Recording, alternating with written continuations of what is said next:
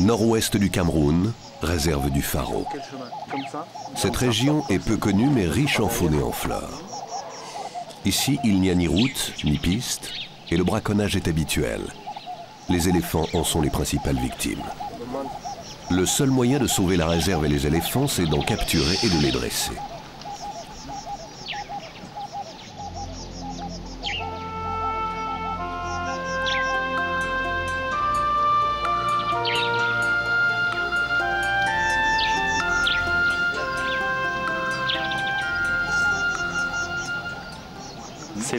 Pénétrer cette réserve avec des éléphants comme moyen de transport permettra de lutter contre le braconnage.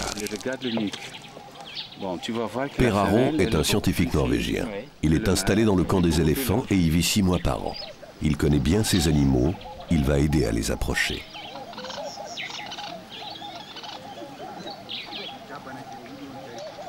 Donc la femelle est du côté gauche, le mâle est du côté droit. Voilà, oui, c'est ça. Et tu vois ici le caudal spine. Hein? Philippe de Wulf est belge. Avec Anne, sa compagne, il consacre sa vie aux éléphants.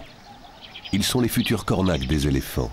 Ils viennent de passer 5 ans en Inde et en Thaïlande pour apprendre ce difficile métier. Ce sont les siens. Ce sont les siens. Le choix se porte sur la famille de Patricia, une femelle que les scientifiques de la région suivent depuis longtemps grâce à un émetteur placé autour du cou. 3 générations composent la harde de Patricia.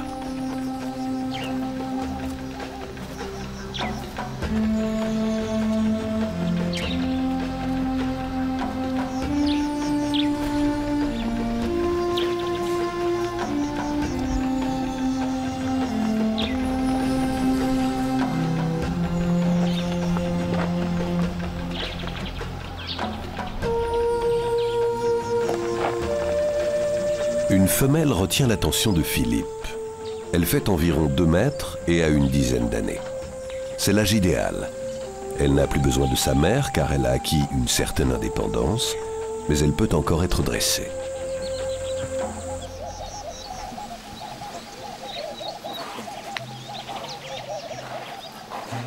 Philippe Sarrazin est un vétérinaire français spécialisé dans l'anesthésie des grands mammifères, à qui revient la difficile mission d'anesthésier l'éléphant. Il lui faudra aussi surveiller l'état de santé de l'animal pendant toute la durée de l'anesthésie, et ce, jusqu'à son arrivée au camp.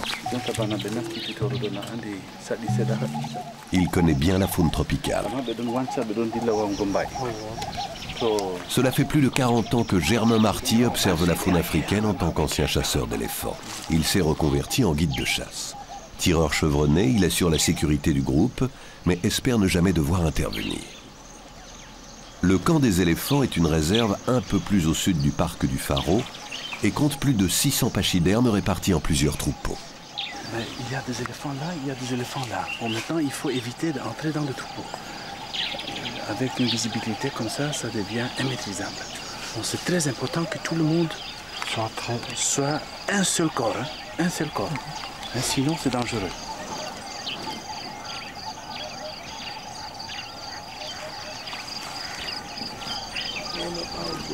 Mais on ne va pas les déranger avec le vent. Si le vent ne se stabilise pas, on va les laisser. Hein. Hein, sinon, ils vont changer et puis ils ne sont plus prédicables. Et puis surtout ici, ils vont arriver, ça va être la course, quoi. Hein. Donc il faudra se planquer le sol. Si on reste sur place, derrière une arbre, un corps, rien ne se passe du tout. Ils vont traverser de 2 côtés, comme le train, mais ce n'est pas dangereux. Si on commence à courir et à fuir, quelqu'un va être blessé, pour ne pas exagérer.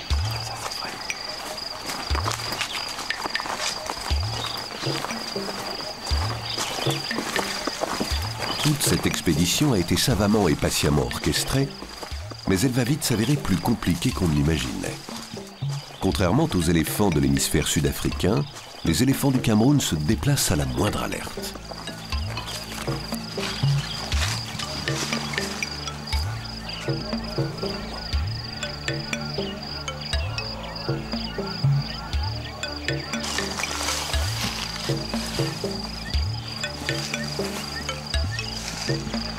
Au plus chaud de la journée, la harde se réfugie dans ce que les scientifiques appellent la chapelle. Ils viennent ici, à l'ombre des feuillages, brouter l'herbe et manger de la ramée d'acacia.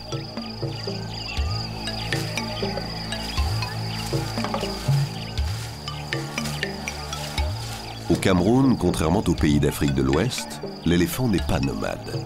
Il vit confiné dans un sanctuaire. À cause de la forte poussée démographique, les conflits avec la population se multiplient et le territoire des éléphants se réduit de jour en jour. Et tu vois, ils n'ont rien fait dans les champs. Hein, tu vois, bon, dans presque tous les cas que j'arrive à investiguer, c'est ça qu'on trouve. Tu trouves ça? Ouais. En fait, ils grossissent bien avec ça? Ouais. Il existe une symbiose extraordinaire entre l'éléphant et les graines d'acacia. La digestion des graines d'acacia par les éléphants favorise leur scarification au sol. Leur rejet à travers les excréments de l'éléphant permet une meilleure repousse des graines, 400 fois supérieure à celle tombée naturellement. Ils ont le rôle d'abeille, hein. Ils font comme les abeilles. Hein. Voilà, c'est le rôle d'abeille. Dans le camp des éléphants, les pachydermes sont en surnombre et ont du mal à trouver suffisamment de nourriture. La forêt finit par être entièrement dévastée. Le problème inquiète les spécialistes. L'observation de leurs excréments permet de connaître leur parcours et de mieux les suivre.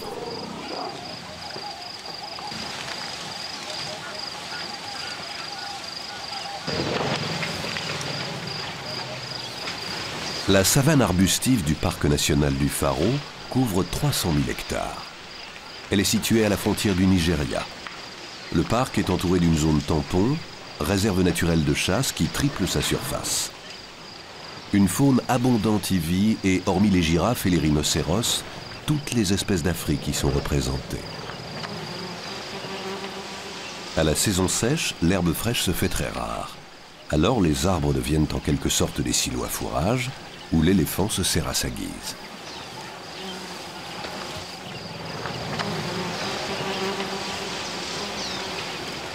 La réserve du Faro, une des plus belles d'Afrique francophone, vit sous la pression permanente des braconniers nigérians en quête d'ivoire et de viande de brousse.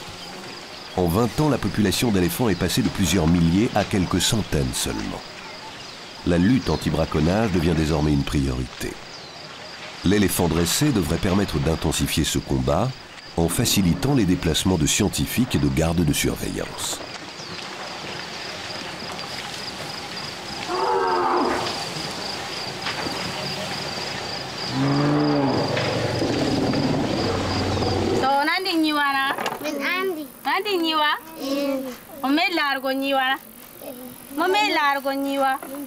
Dans le petit village du camp des hippopotames, Germain Marty vient annoncer une grande nouvelle.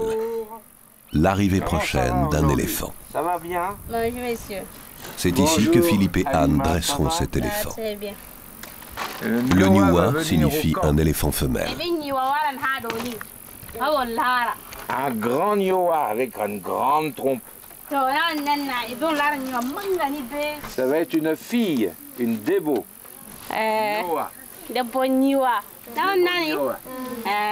Alors il faut bien leur dire qu'on va faire venir cet éléphant au bord du Faro. Il va bien se baigner et il va apprendre à nous connaître, nous les hommes et les femmes. Oui.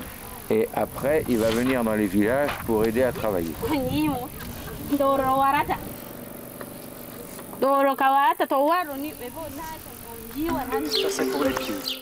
Avant de partir capturer l'éléphant, toute l'équipe, une trentaine de personnes, fait une dernière répétition. Après l'anesthésie, ils auront 45 minutes pour charger l'éléphant et l'arrimer. Une opération très délicate qui exigera beaucoup de maîtrise et d'efficacité.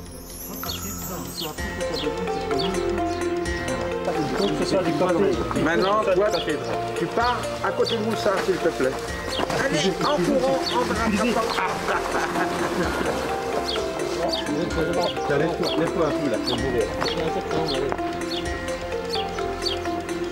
Fort de son expérience avec les cornacs indiens, Philippe imagine déjà l'arrivée de son éléphant. Il est sorti avec son derrière. À ce moment-là, on le fait pivoter avec sa tête contre le mur. Donc on va avoir les cordes des pattes de devant qui vont passer ici en dessous, la corde du cou qui va passer au-dessus, et les gars sont derrière la palissade. Ouais. Alors, bon, en premier, de toute façon, c'est de coincer notre copain éléphant, le cul ici. Le cul, c'est là. très important. De bien Une fois pincer qu'il son est cul. attaché là, Et ensuite, on le tire doucement. normalement ça doit tenir. Ça c'est bon pour un éléphant de 3,50 m. Eh ben, ce mur, il sert à déstresser l'animal pendant les premières semaines où il va rentrer au camp. Donc on va avoir un animal sauvage qui est stressé, déjà par la capture et le transport. On va l'attacher contre ce mur, puis on va le déstresser contre le mur. C'est une technique qui est faite qu'on emploie dans toute l'Asie du Sud-Est et qui est vieille de 4500 ans. On monte Dès le dessus, premier soir. dès le premier jour, on commence à monter derrière. En approchant pas trop près de la tête, parce qu'autrement il peut nous choper. C'est bien joué. Le tout c'est patience, patience. Ce matin, au camp, la tension monte d'un cran. Isabelle, le médecin de l'expédition, assiste le vétérinaire pour la préparation des fléchettes anesthésiantes. L'anesthésiant, qui est totalement sans danger pour l'éléphant, est extrêmement toxique pour l'homme. Une petite goutte au contact de la peau suffirait à plonger Philippe dans un coma profond. En cas de problème, Isabelle n'aurait que quelques secondes pour lui injecter l'antidote.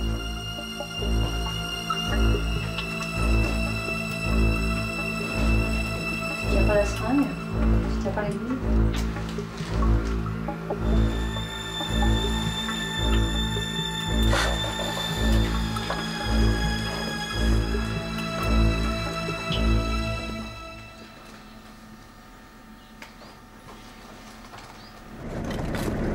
Des pisteurs ont repéré le troupeau de Patricia sur un terrain dégagé. Ils se mettent en route pour une première rencontre.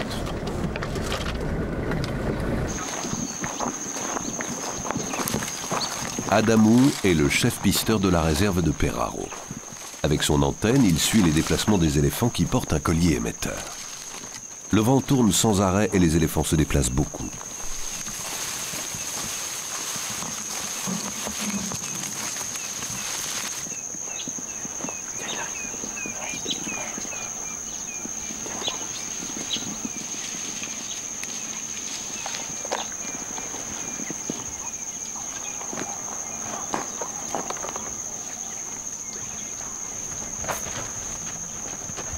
Une autre grosse difficulté de la mission sera que le camion puisse accéder au lieu de fléchage pour évacuer l'éléphant.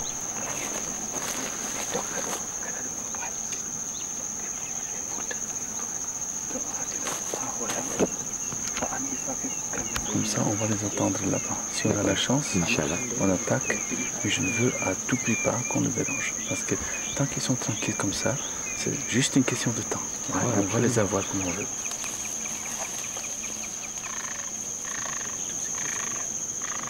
Père et Germain ont repéré la femelle. Maintenant, il faut la suivre jusqu'à ce qu'elle soit sur un bon emplacement. Si la vue de l'éléphant est faible, son odorat et son ouïe sont exceptionnels. Il faut sans cesse changer de cap pour ne pas être repéré. Le vent est un allié, mais aussi un ennemi. Soudain, surgissant de nulle part, une masse de 4 mètres de haut observe le groupe. Ce mâle semble intrigué.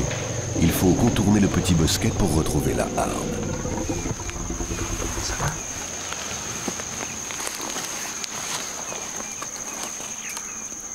Ici, c'est difficile. C'est trop serré. Là, c'est facile. Si le camion descend, on peut passer là.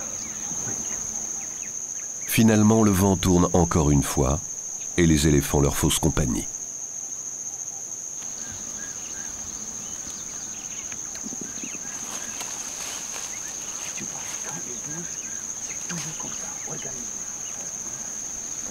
Mais tu vois, il y a une génération qui monte. Ah, shit, le vent. La première chose, c'est la patience. Et persévérer, et on y arrivera. Mais surtout de la patience. L'animal, il a son rythme, il ne faut pas le casser, il ne faut pas le brutaliser, il ne faut pas lui faire peur. Il faut l'attendre au bon moment. Sinon, on risque de faire fuir tous les troupeaux Et là, on a tout perdu. Il faudra qu'on aille dans une autre région chercher notre femelle. Alors ce qu'il faut, c'est beaucoup de patience, surtout ne pas paniquer les troupeaux. Et parce qu'ici, les éléphants ne sont pas craintifs. Hein, on a cette chance. Par contre, ils sont très mobiles et le terrain nous empêche d'agir facilement.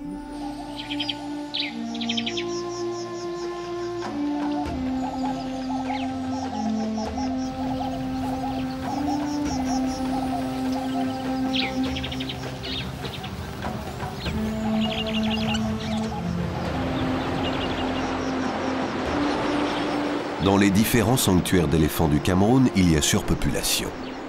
Plus au nord, dans la réserve de Ouaza, il y a plus de 1600 éléphants sur un territoire qui ne devrait en contenir que 1000.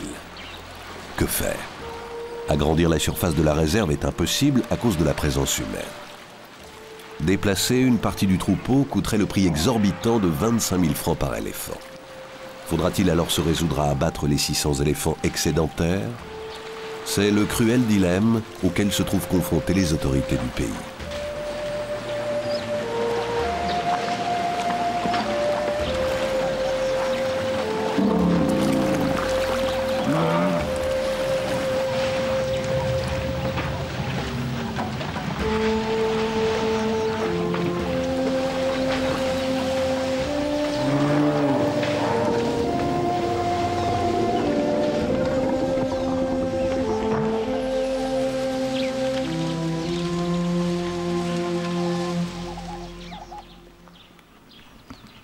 L'équipe est partie avant l'aube afin d'augmenter ses chances de surprendre les éléphants. À l'arrière de la harde, il y a toujours un grand mâle qui assure la sécurité du troupeau et donne l'alarme. Lorsqu'il s'approche, ce n'est pas pour plaisanter.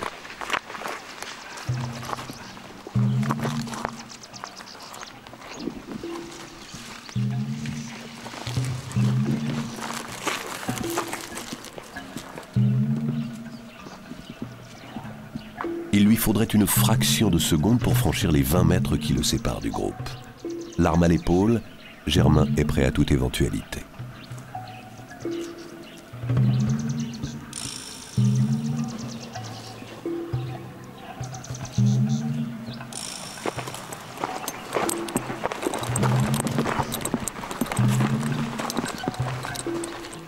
Le risque est trop grand, l'équipe se replie.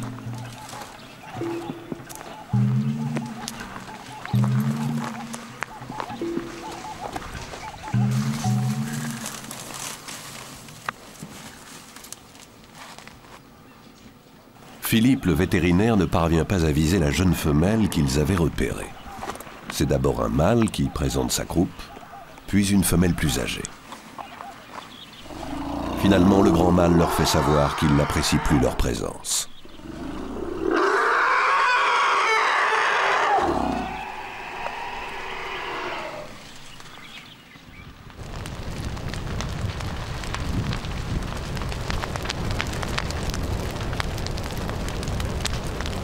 Les feux de savane ont éloigné les éléphants. Tout au long de son séjour dans la réserve, la présence humaine déjouera bon nombre des plans de l'équipe. Il y a une série de pirogues à faire parce que les pêcheurs nous ont fait rater l'opération. Les éléphants ont fui à cause d'eux. Merci, au revoir. Ouais, ce sont les pêcheurs de poissons là. Voilà un qui est là-bas, sur la pirogue. Quand ils viennent de grand matin, là, les éléphants pouvaient être à la savane. Et maintenant, avec des gens là, ils ne peuvent plus. Ils ont dû traverser le lac là. Ils sont maintenant de l'autre côté.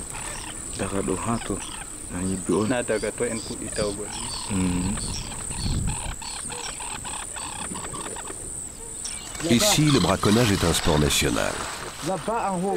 Au vu de la taille de leur pirogue, ces hommes ne pêchent pas pour survivre, mais pour en faire commerce. Le pêcheur déclare ignorer se trouver dans une réserve.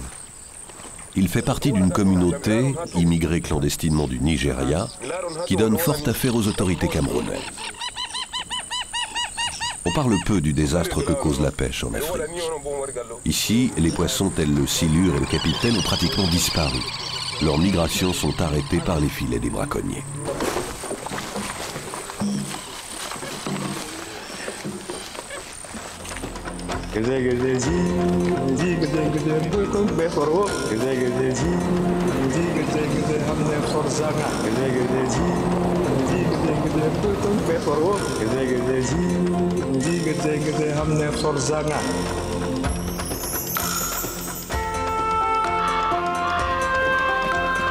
Au 6e jour de l'expédition, la famille de Patricia court toujours.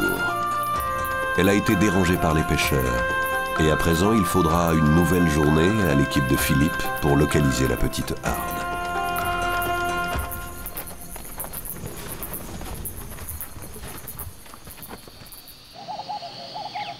Adamou et son antenne vont leur permettre de retrouver le troupeau de Patricia.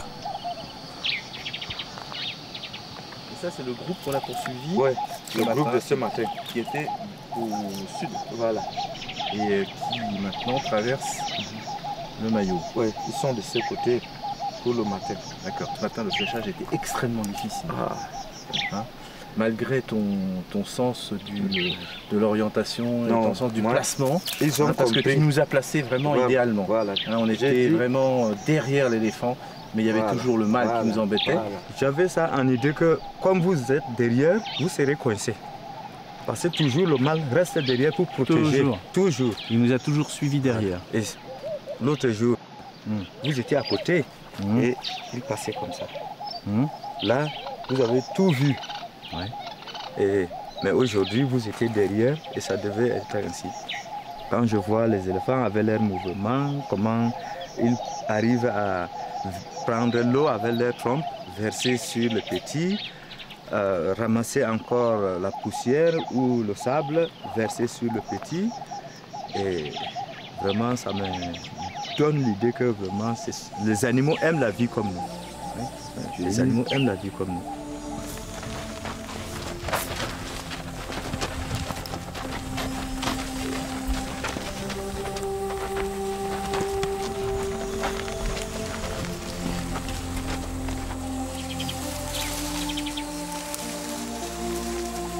Dans les pailles de la savane, le danger est de se retrouver nez à nez avec un éléphant.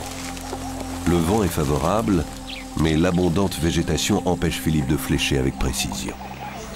Pendant 1h30, les hommes vont suivre le troupeau.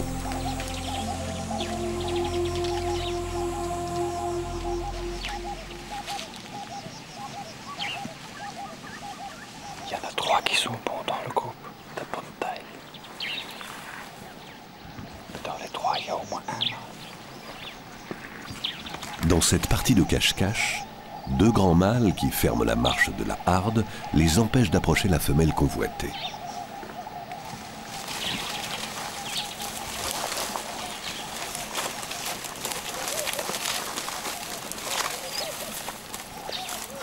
Pourquoi ils n'ont pas tiré ça, putain? Regarde, celui qui est devant aussi, qui est bon. Cette fois-ci, ils ont devancé le troupeau. La position est difficile, mais Philippe tente sa chance.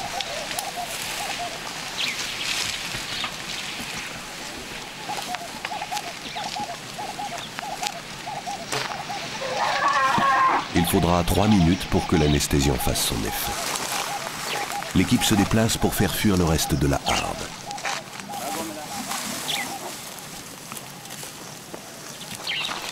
Je vais flécher juste en haut, pratiquement au niveau des blonds. C'est modificateur, ça? C'est moins rapide, mais Mais il va tomber. de toute façon il va tomber. Ouais. D'ailleurs il est tombé. Mais toi il y a tous les moments de tantine qui sont autour. Et puis, déception, pas de femelle. Que s'est-il passé? L'inquiétude grandit, et si la femelle s'était endormie dans le petit bois? On a peut-être intérêt à voir par là. Ils ont peut-être pris ce passage-là. Mais ils sont encore juste au bout. Pendant les heures qui suivent, l'équipe ratisse fiévreusement le terrain. Finalement, les pisteurs retrouvent la fléchette. Elle a ricoché sur un buisson de la savane et s'est égarée dans la nature. Soulagement pour tous, mais la déception est grande.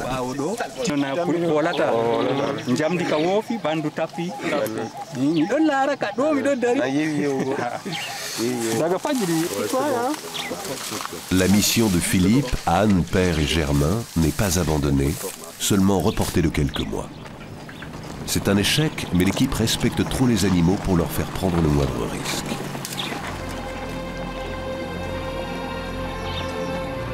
La situation des éléphants au Cameroun est loin d'être réglée. Le combat de ces hommes doit continuer pour les aider. Une nouvelle aventure reprendra bientôt.